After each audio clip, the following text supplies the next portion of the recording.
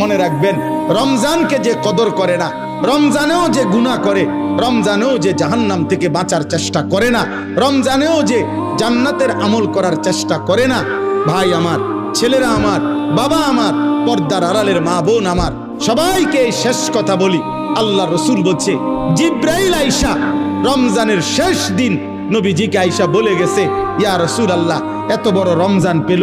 ইফতার, সাহারি, তারাবি, এতেকাফ, শবে কদর, প্রতি ঘন্টা মিনিটে এত মাফ নেওয়ার সুযোগ থাকার পরেও যেই নাফরমান জাহান্নাম থেকে বাঁচার চেষ্টা করে নাই, গুনাহ থেকে আল্লাহর কাছে মাফ নেয় নাই, জান্নাতের